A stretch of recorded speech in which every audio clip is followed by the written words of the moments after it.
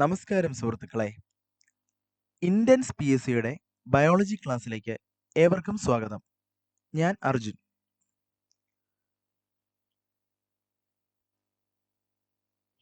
അപ്പോൾ ഈ ക്ലാസ്സിൽ നമ്മൾ SCERTയുടെ പുതിയ സിലബസിൽ വന്നിരിക്കുന്ന 5ാം ക്ലാസ്സിൻ്റെ ടെക്സ്റ്റ്, 5ാം ക്ലാസ്സിൻ്റെ ബയോളജി ടെക്സ്റ്റിൽ ഒന്നാമത്തെ ചാപ്റ്ററായ ഒറ്റയെല്ലൊരു ജീവിയും എന്ന പാഠഭാഗം ആണ് നമ്മൾ ഇന്നിവിടെ പഠിക്കാൻ പോകുന്നത്. അപ്പോൾ നമ്മുടെ ഭൂമിയിലെ ജീവികൾക്ക് ഒറ്റയ്ക്ക് സർവൈവ് ചെയ്യാൻ സാധിക്കുമോ? അതായത് ഒറ്റയ്ക്ക് അതിജീവിക്കാൻ സാധിക്കുമോ? ഒരിക്കലുമില്ല. കാരണം എന്താണ്?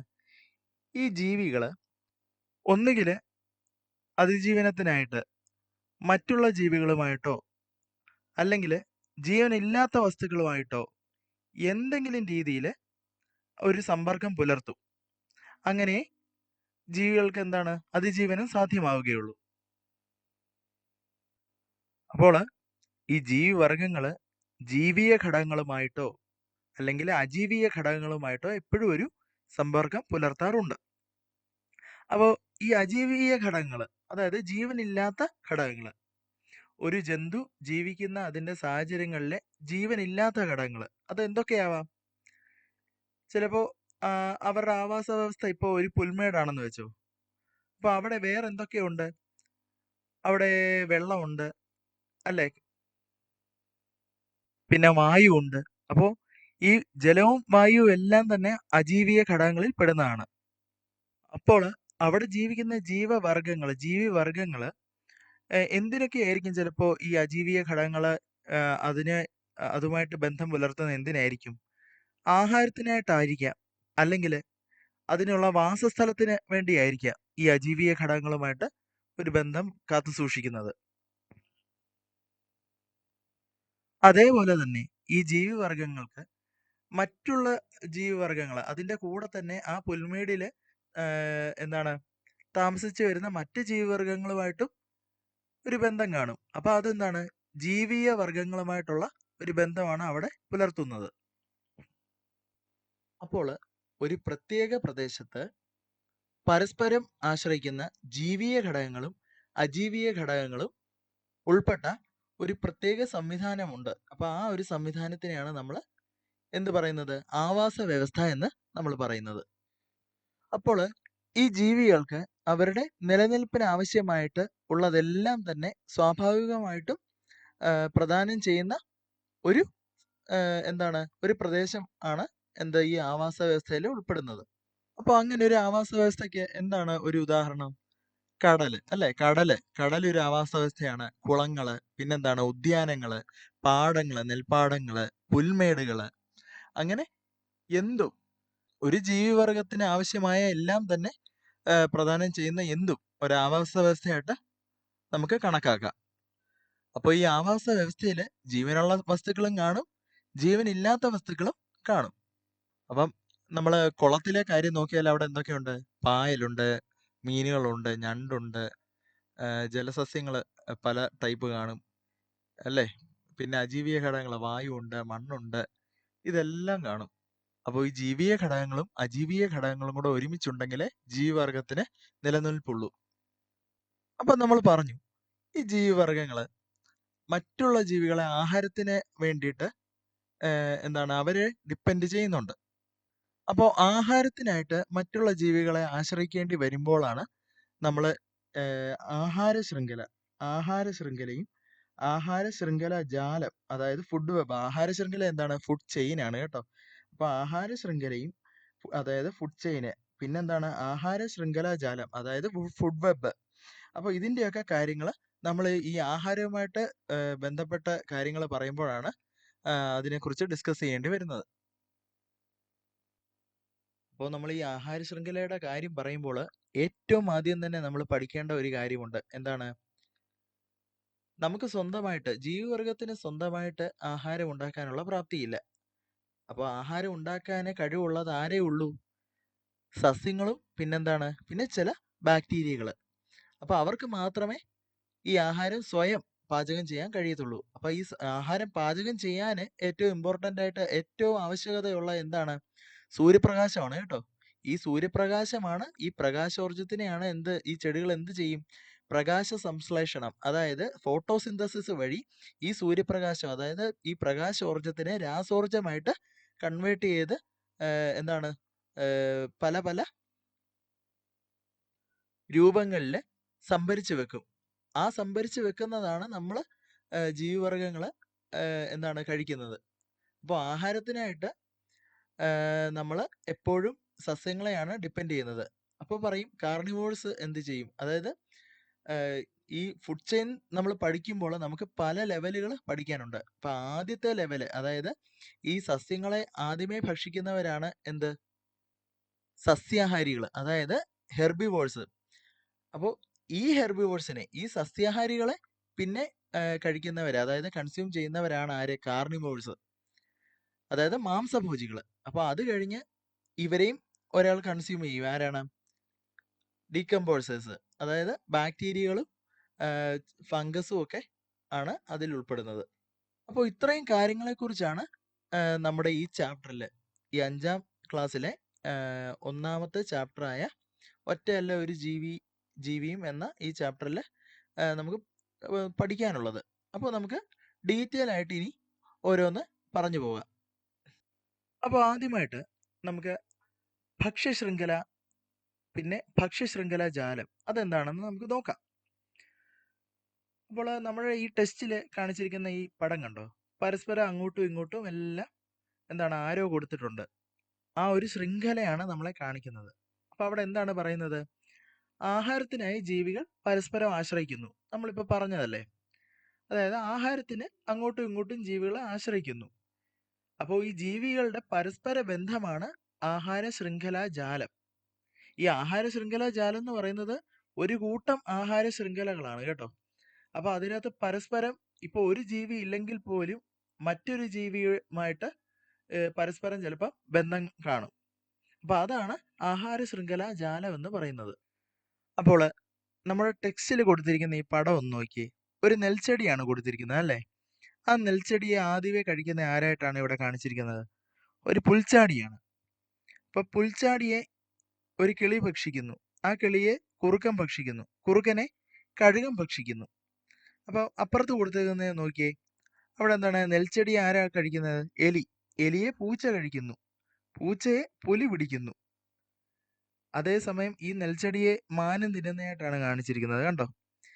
ആ മാനിനെ എന്നിട്ട് പുലി പിടിച്ചു കഴിക്കുന്നു. ആ പുലി അവസാനം ചത്തു കഴിയുമ്പോൾ അതിന്റെ ശവം ഭക്ഷണമാക്കുന്ന ആരാണ്? ഈ കഴുകനാണ്. അപ്പോൾ നമ്മൾ ഈ ലെവലിൽ തന്നെ നോക്കിയേ. ഈ നമ്മുടെ ഈ നെൽച്ചെടിയുടെ ലെവലിൽ തന്നെ നോക്കിക്കേ. അപ്പോൾ ഈ വിട്ടില് നെൽച്ചെടിയെ കഴിക്കുന്നെന്ന് കാണിച്ചു. അപ്പൊ ആ കിളി അതിനെ ഭക്ഷിച്ചില്ലെങ്കിലും അതിനെ ഭക്ഷിക്കാൻ വേറെ ആളുണ്ട്. അതായത് ഈ പൂച്ചയ്ക്ക് ഈ എന്താണ്, ഈ വിട്ടിലിനെ, ഈ പുൽച്ചാടിയെ പൂച്ചയും അതിനെ ഭക്ഷിക്കും. അപ്പൊ കണ്ടോ, അതിലൊരാൾ ഇല്ലെങ്കിൽ പോലും ആ ഭക്ഷ്യ ശൃംഖല, ആ ആഹാര ശൃംഖല കംപ്ലീറ്റ് ആവും. വേറൊരാള് ആ സ്ഥാനം ഏറ്റെടുക്കും. പക്ഷേ ഇവിടെ ശ്രദ്ധിക്കേണ്ട കാര്യം എന്താണെന്നറിയാമോ? ഇതെല്ലാം ചെറിയ ലെവലിലാണ്. അപ്പൊ നോക്കിയേ, ആ ചെറിയ ലെവലിൽ വേണമെങ്കിൽ നമുക്ക് ഈ എലിയും വേണേൽ ഈ പുൽച്ചാടിയെ ഭക്ഷിക്കുമെന്ന് നമുക്ക് പറയാം. എലിയും ഭക്ഷിക്കും, ഈ പൂച്ചയും പുൽച്ചാടിയെ ഭക്ഷിക്കും. പക്ഷെ മുകളിലേക്ക് വരുമ്പോൾ, ഈ ആഹാര ശൃംഖലയില് മുകളിലേക്ക് വരുമ്പോൾ നോക്കിയേ, ഈ പുലിയെ ഒന്ന് ശ്രദ്ധിച്ചേ. ഈ പുലി ഇവിടെ ഇല്ലാതായാല് ആ സ്ഥാനം ഏറ്റെടുക്കാൻ വേറെ ആരും അവിടെ ഇല്ല. ഈ പുലി അവിടെ ഇല്ലാതായാലൊന്ന് നോക്കിയേ, ആ കുരങ്ങനെ ഭക്ഷിക്കാൻ ആരുമില്ല. ആ താഴെ കൊടുത്തിരിക്കുന്ന പൂച്ചയെ ഭക്ഷിക്കാൻ ആരുമില്ല. ഇപ്പുറത്തെ മാനിനെ ഭക്ഷിക്കാൻ ആരുമില്ല. അപ്പൊ ഇവരുടെ എല്ലാം പോപ്പുലേഷൻ അങ്ങ് കൂടും. അൺകൺട്രോളബിൾ ആയിട്ട് കൂടുകയും ചെയ്യും. അപ്പൊ എന്ത് സംഭവിക്കും? ഈ പ്ലാന്റ്, അതായത് ചെടികളുടെ പോപ്പുലേഷന് കുറയുകയും ചെയ്യും. കാരണം ഈ ജന്തുക്കളുടെ എല്ലാം ആഹാരം ഈ സസ്യവർഗ്ഗങ്ങളാണല്ലോ.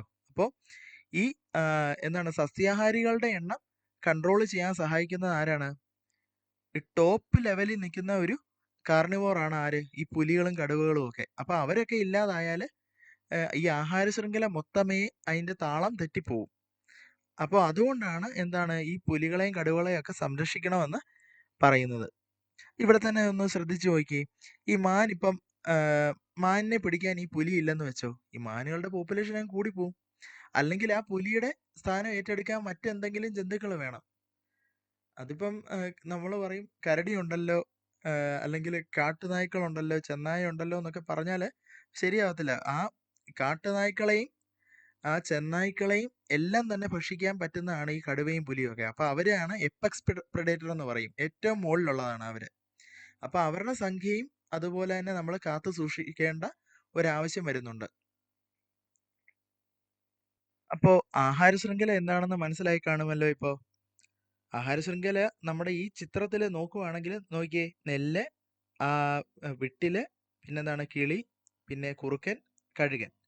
അപ്പൊ ആ ഒരു ലൈൻ മാത്രമാണ് ആഹാര ശൃംഖലയിൽ വരുന്നത്. പക്ഷെ ഈ കടുവയും പൂച്ചയും എലിയും എല്ലാം കൂടെ ഉൾപ്പെടുമ്പോൾ എന്ത് സംഭവിക്കും? അത് ആഹാര ശൃംഖല ജാലമായിട്ട് മാറും. അപ്പോൾ ആഹാര ശൃംഖലയും ആഹാര ശൃംഖല ജാലവും മനസ്സിലായി കാണുമല്ലോ. ആഹാര ശൃംഖല എന്ന് പറയുമ്പോൾ ഒറ്റ ഒരു ഇത് ലീനിയർ ആയിട്ട് പോവുകയാണ്. ആഹാര ശൃംഖല ജാലം എന്ന് പറയുമ്പോൾ എന്താണ്? ഈ ആഹാര ശൃംഖലകളെല്ലാം കൂടെ പല ആഹാര ശൃംഖലകൾ കൂടിച്ചേരുന്നതാണ് ആഹാര ശൃംഖല ജാലം എന്ന് പറയുന്നത്. അപ്പോൾ ഇനി ടെക്സ്റ്റിൽ അടുത്തതായി പറഞ്ഞിരിക്കുന്നത് എന്താണെന്ന് നോക്കാം. കടലിലെ ആഹാരബന്ധങ്ങളാണ് ടെക്സ്റ്റിൽ പറഞ്ഞിരിക്കുന്നത്.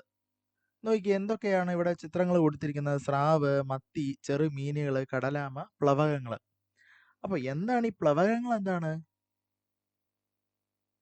നമ്മുടെ കരയിലെ കാര്യം പറഞ്ഞപ്പോൾ സസ്യങ്ങളായിരുന്നു ഏറ്റവും ആദ്യത്തെ ലെവലിൽ തുടങ്ങുന്നത്. പക്ഷെ കടലിലെ കാര്യം വരുമ്പോൾ എന്താണ്? ഈ പ്ലവകങ്ങളാണ് ആദ്യത്തെ ലെവലിലെ ഫുഡ് ചെയിനിൽ, അതായത് ആഹാര ശൃംഖലയിൽ ആദ്യമേ വരുന്നത് ഈ പ്ലവകങ്ങളാണ്. അപ്പോൾ ജലാശയങ്ങളിൽ സ്വതന്ത്രമായിട്ട് ഒഴുകി നടക്കുന്ന ചെറു സസ്യങ്ങളാണ്. അതായത് മൈക്രോസ്കോപ്പിൽ വെച്ച് നോക്കിയാലേ ശരിക്കും അതിനെ കാണാൻ പറ്റത്തുള്ളൂ. ഈ കടലിൽ നമ്മൾ ഈ പായൽ പോലൊക്കെ ഇരിക്കും. അപ്പൊ ജലാശയങ്ങളിൽ സ്വതന്ത്രമായി ഒഴുകി നടക്കുന്ന ചെറു സസ്യങ്ങളാണ് പ്ലവകങ്ങൾ. സമുദ്രം എന്ന ആവാസ വ്യവസ്ഥയിലെ ഉൽപാദകരാണിവ. അതായത് സമുദ്രത്തിലെ ഓഷ്യനിലെ പ്രൊഡ്യൂസേഴ്സ് ആണ് ഈ പ്ലവകങ്ങൾ, അഥവാ പ്ലാങ്ക്ടൺസ് എന്ന് പറയും ഇംഗ്ലീഷിൽ. പ്ലാങ്ക്ടൺസ്. ഈ പ്ലാങ്ക്ടൺസ് അഥവാ പ്ലവകങ്ങൾ എന്താണ്? സൂപ്പ് പ്ലാങ്ക്ടൺസും ആവാം, അല്ലെങ്കിൽ ഫൈറ്റോ പ്ലാങ്ക്ടൺസും ആവാം. ഫൈറ്റോ പ്ലാങ്ക്ടൺസ് എന്ന് പറഞ്ഞാൽ സസ്യപ്ലവകങ്ങളാണ്. സൂപ്പ് പ്ലാങ്ക്ടൺസ് എന്ന് പറയുമ്പോഴോ അതില് ചെറിയ നമ്മുടെ കൊഞ്ചൊക്കെ ഇല്ലേ, കൊഞ്ചിന്റെ ഒക്കെ ചെറിയ ലാർവകളൊക്കെയാണ് അതിനകത്ത് ഉൾപ്പെടുന്നത്. അപ്പൊ ലാർവകള്, മറ്റ് ചെറിയ സൂക്ഷ്മജീവികളെല്ലാം ഇതിനകത്ത് ഉൾപ്പെടും.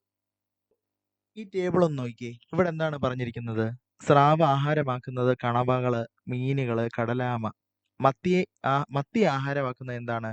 ചെറുമീനുകളും പ്ലവകങ്ങളുമാണ്. പിന്നെ കടലാമ എന്താണ് ആഹാരമാക്കുന്നത്? ചെറിയ മീനുകള്, സസ്യങ്ങള്. പിന്നെ ചെറുമീനുകൾ മെയിനായിട്ട് കഴിക്കുന്നത് എന്താണ്? പ്ലവകങ്ങളാണ് കേട്ടോ. അപ്പോൾ ഈ ചെറുമീനുകൾ മാത്രമേ പ്ലവകങ്ങൾ അഥവാ പ്ലാങ്ക്ടൺസ് ഭക്ഷിക്കാറുള്ളോ? അല്ല. നമ്മുടെ ഭൂമിയിലെ തന്നെ ഏറ്റവും വലിയ ജീവിവർഗങ്ങളിൽ ഒന്നായ തിമിംഗലങ്ങൾ, നീലത്തിമിംഗലങ്ങൾ, പിന്നെന്താണ് sperm Wales, hump back Wales. അപ്പോൾ ഇതെല്ലാം കഴിക്കുന്നത് എന്താണ്? ഈ പ്ലവകങ്ങൾ തന്നെയാണ് കേട്ടോ. അരിപ്പ പോലുള്ള പല്ല് ഉപയോഗിച്ചിട്ട് ഈ പ്ലവകങ്ങൾ തന്നെയാണ് ഈ തിമിംഗലങ്ങൾ, നീലത്തിമിംഗലവും എല്ലാം ഉൾപ്പെടും. അപ്പോൾ ഈ തിമിംഗലങ്ങളും ഈ എന്താണ് കോപ്പി പോട്സ്, പിന്നെന്താണ് ഈ ചെറിയ കൊഞ്ചിന്റെ ലാർവ പറഞ്ഞല്ലോ, അതിനെ പറയുന്നത് ക്രില്ല് എന്നാണ് കേട്ടോ. അപ്പം അതെല്ലാം തന്നെ ഭക്ഷിക്കുന്നതാണ് ഈ തിമിംഗലങ്ങളെല്ലാം. അപ്പോൾ കടലിലെ സമുദ്രത്തിലെ പ്രധാനപ്പെട്ട ഉൽപാദകരെന്ന് പറയുന്നത്, പ്രൊഡ്യൂസേഴ്സ് എന്ന് പറയുന്ന ആരാണ്? ഈ പ്ലവകങ്ങളാണ്, പ്ലാങ്ക്ടൺസ് ആണ്, അതായത് സസ്യപ്ലവകങ്ങൾ. ഒരു ആഹാര ശൃംഖലയിൽ എപ്പോഴും ആദ്യമേ വരുന്നത് സ്വയം ആഹാരം പാചകം ചെയ്യാൻ കഴിവുള്ളവരാണ്. അപ്പോൾ കരയിലാണെങ്കിൽ അത് ആരായിരിക്കും? സസ്യങ്ങളാണ് എന്ത്? ആഹാരം സ്വയം പാചകം ചെയ്യാൻ കഴിവുള്ളവർ.